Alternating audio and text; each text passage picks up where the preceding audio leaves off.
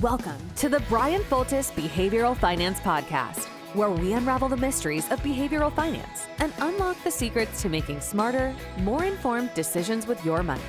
Now, here's your host, Dr. Bryan Foltice.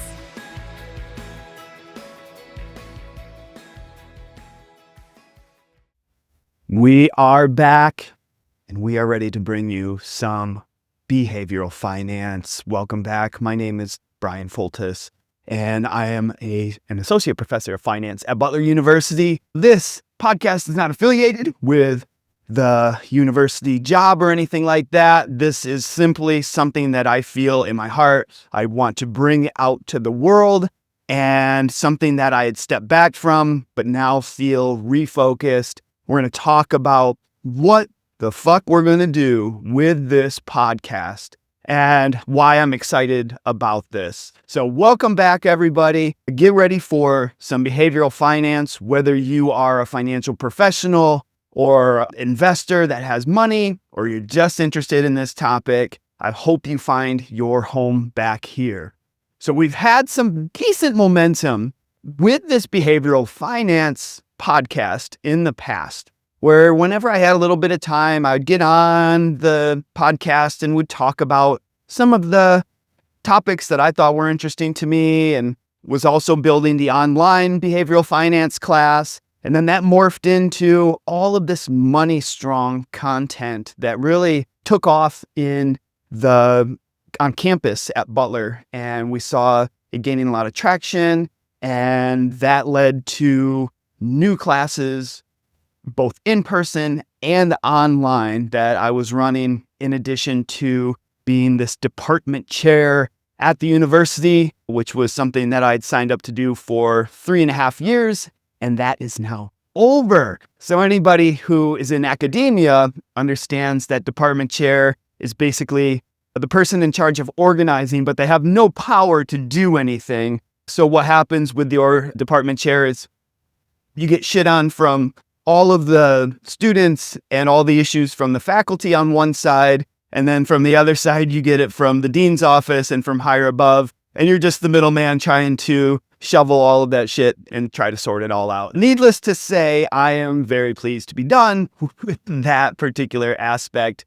We will sign up to try to go up for full professor here in the end of the summer. So hopefully I'll have some decent or good news that I'll be full professor, don't have to say associate anymore, and move on with life there here in the spring of 2027. So anyway, was kind of going through all these different things. And when you have the Money Strong programming, that's very personal financy. And I was bringing in my behavioral finance aspects into that. And that was really making it unique.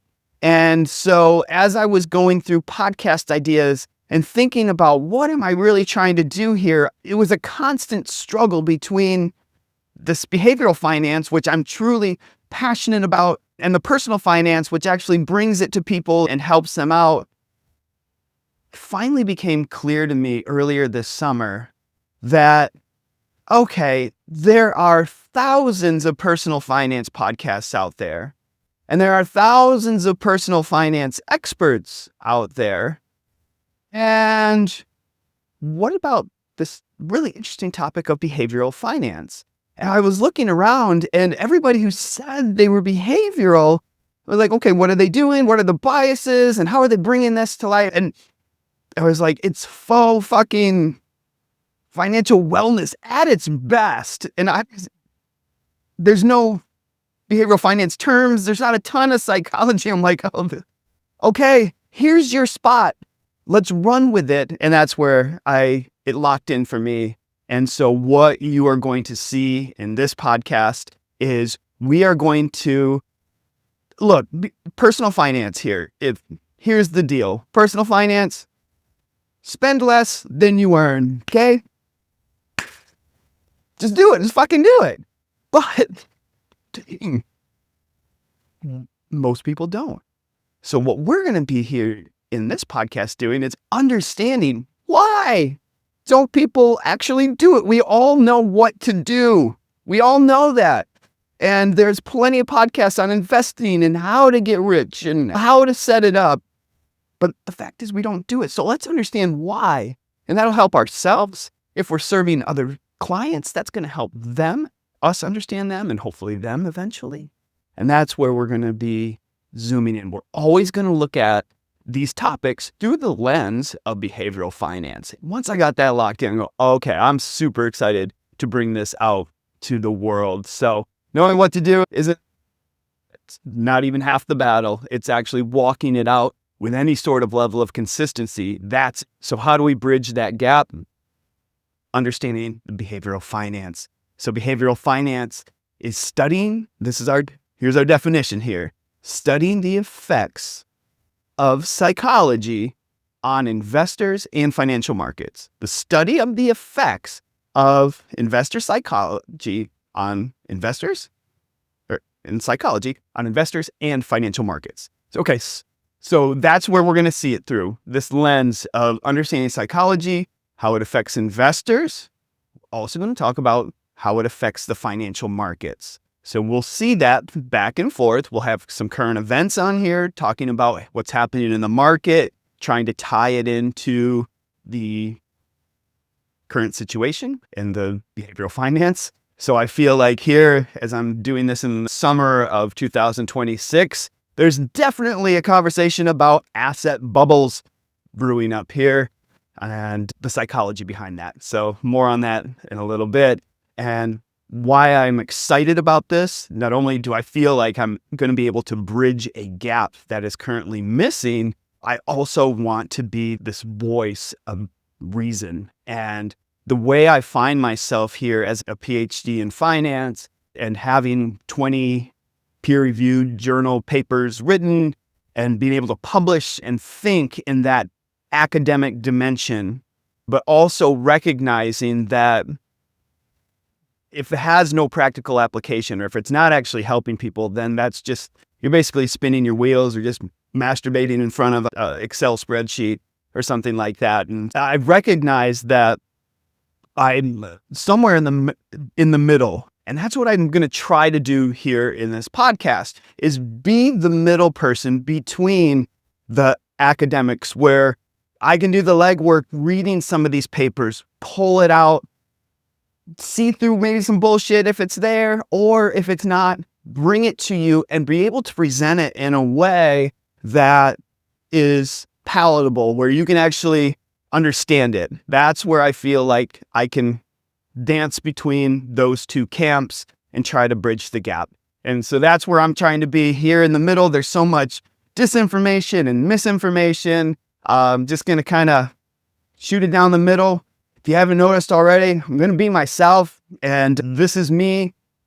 It's just me. So I hope you like it or you're not offended by it, but really I at a point in life where I just can't care about that. But what I am trying to do here is I feel like after starting my 12th year as a professor, finding myself in understanding that I'm here to educate. I'm a teacher trying to communicate this, and that's essentially where we're going. So what you'll learn here, we talked about this before, the current events, trying to understand how the financial markets are reacting to the current events. Sometimes it's how investors are reacting to the markets, and we can sometimes tie those two together. It's also understanding about some of our biases, some of these effects that we see.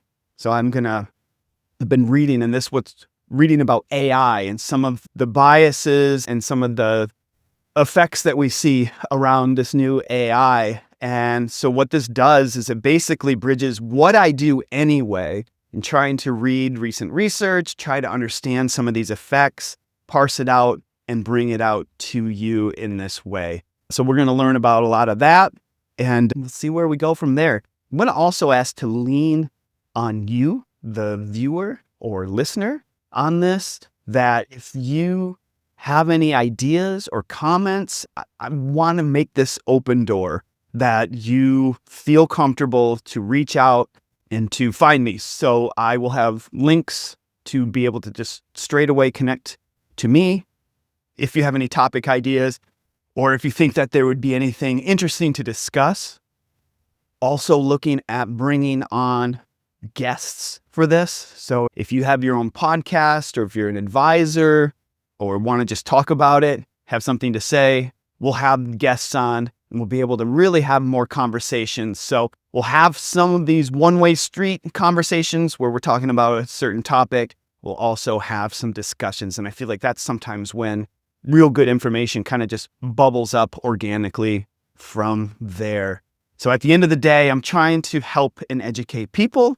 And you know what? I think I'm going to conclude my thoughts here and just wrap it up. But really excited to be back and ready to ramp this podcast back up. I've noticed that during the time off that people would still listen to it, still getting listeners from all of the old videos and the old podcasts. And I'm going, okay, that's a good signal. But really, let's just do this right and do this well and really try to stand alone in this world of behavioral finance. And anyway, want to hear from you. Please let me know what you'd like to hear. Hopefully you'll be excited as I am to be back.